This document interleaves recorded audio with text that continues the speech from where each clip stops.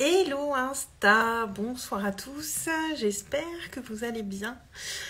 Je vous souhaite la bienvenue sur ce live 282 sur 365. Si vous regardez cette vidéo en replay, n'hésitez pas à commenter, à me dire que vous avez regardé cette vidéo, à me mettre un petit mot, un petit hashtag replay, ou à venir me voir en privé si vous en avez envie. Je suis Aurélie, ici pour mon partage quotidien. Et ce soir, je vais vous parler un petit peu de choses qui sont venues dans la conversation avec une cliente à propos des réseaux sociaux. Je vous le partageais hier en story, c'est quelque chose qui revient beaucoup chez les personnes qui entrent dans mon univers. Je pense que je vais créer un truc autour de ça, mais j'ai envie de créer un truc qui dépote. Faut que je le construise dans ma tête, mais voilà, il y a quelque chose qui va arriver autour des réseaux sociaux parce qu'il y a beaucoup de questionnements autour de ça. Et donc on échangeait avec ma cliente autour de ces choses où on se dit il faut que je fasse comme ci, je dois faire comme ça, et qu'est-ce qui est mieux et qu'est-ce qui est moins bien.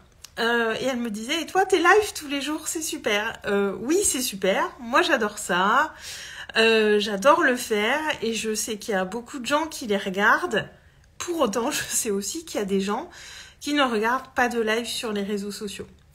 De la même manière que je sais qu'il y a des gens qui ne lisent pas les posts qui sont trop longs. Il y a des gens qui ne vont pas voir les stories. Il y a des gens qui lisent ce qui se passe en story, mais qui n'écoutent pas les facecam. Il y a des gens qui ne lisent pas les stories texte, mais qui écoutent les stories en facecam, etc., etc. Et en fait, quand elle m'a dit c'est bien tes lives, parce que elle me dit tu passes peut-être moins de temps à préparer des visuels. Et mes lives, c'est bien parce que j'aime ça, parce que ça me parle à moi, parce que c'est ce qui me correspond.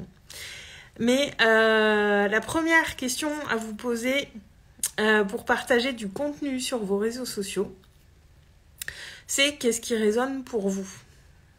Est-ce que ça résonne pour vous de faire des reels ? Est-ce que ça résonne pour vous de faire des lives, des publications, des carousels ? Des jolies stories, des facecam en story, qu'est-ce qui résonne pour vous ? C'est vraiment ça, à mon sens, le point de départ à prendre sur notre manière de communiquer sur les réseaux et pas partir du « il faut faire ça parce que j'ai vu ça chez le voisin et j'ai trouvé ça cool et je vais faire pareil ». L'état de flow dans lequel on est quand on crée notre contenu, cette énergie dans laquelle on est, notre vibration, va avoir un impact direct sur l'impact de ce qu'on publie, justement. Et c'est ça la première bonne question à se poser. Alors après, l'idéal, évidemment, c'est de varier le plus possible. Moi, c'est surtout des lives, c'est pas très varié. Idéalement, si je voulais bien faire les choses, il faudrait que je fasse un peu plus de posts écrits, un petit peu plus de reels, un petit peu plus de carousel. Bon, en story, je suis active tous les jours. Voilà, je pense que je varie pas mal le contenu en story, mais sur mon feed, il y a beaucoup de choses que je pourrais faire mieux.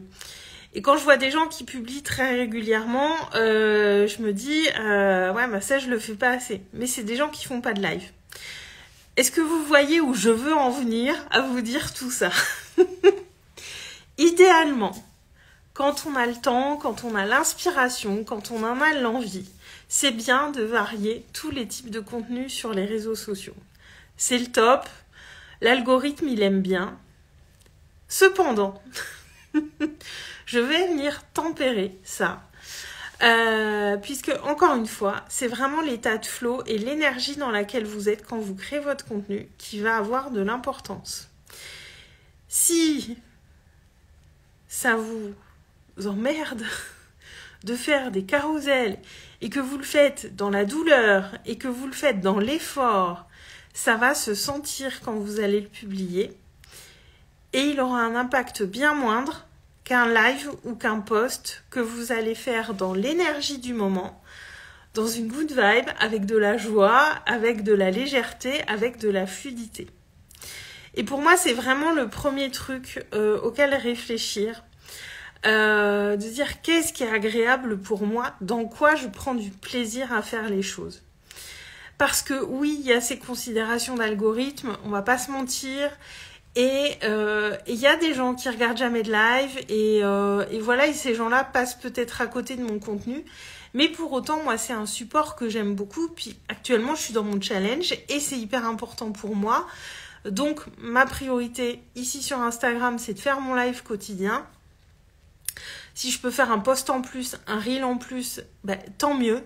Mais si je peux pas, eh ben, je peux pas. Si j'ai pas le temps ou que j'ai pas l'inspiration, ben tant pis. Parce que ma priorité, elle est sur mes lives. Mais je sais aussi que d'ici peu, j'aurai beaucoup plus de temps pour mon contenu. Et je pense que je ferai des posts, des carousels plus régulièrement. Et des carousels parce que j'aime bien, parce qu'on peut mettre plein de textes et parce qu'on n'est pas limité par la longueur des légendes Instagram qui est quand même relativement courte, on va pas se mentir. Et c'est ça que je veux vous amener, c'est n'allez pas forcément calquer ce que fait le voisin. Honnêtement, je pourrais vous parler des heures et des heures de ce qu'on peut faire sur les réseaux. Comment ? Pourquoi ? Comment on peut analyser la manière dont les gens consomment notre contenu, à quoi ils réagissent plus. Il y a tellement de choses qu'on peut observer sans jamais aller voir ces statistiques, parce que moi, je ne vais pas voir mes statistiques.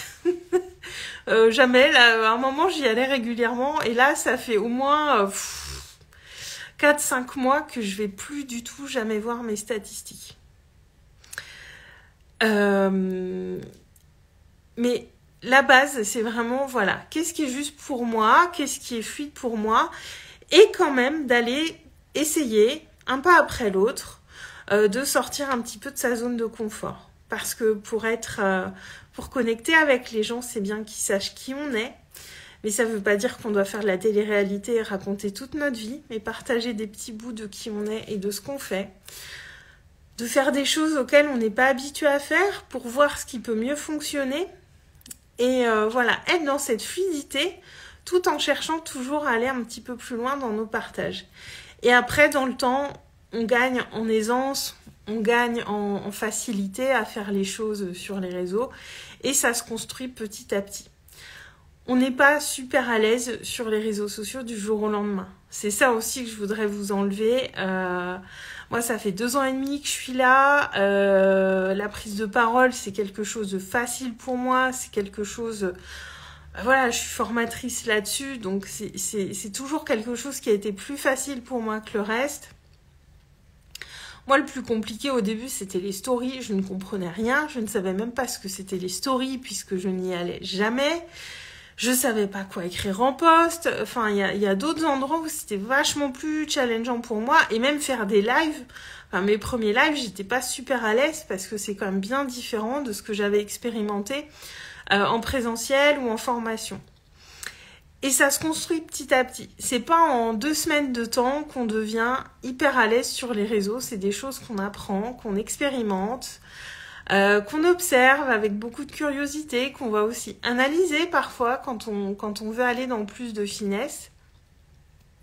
Mais pour moi, la base, c'est vraiment d'aller vers ce qui nous fait plaisir, vers ce qui nous met en joie, sans se dire il faut ou je dois. Essayez vraiment de sortir de ça.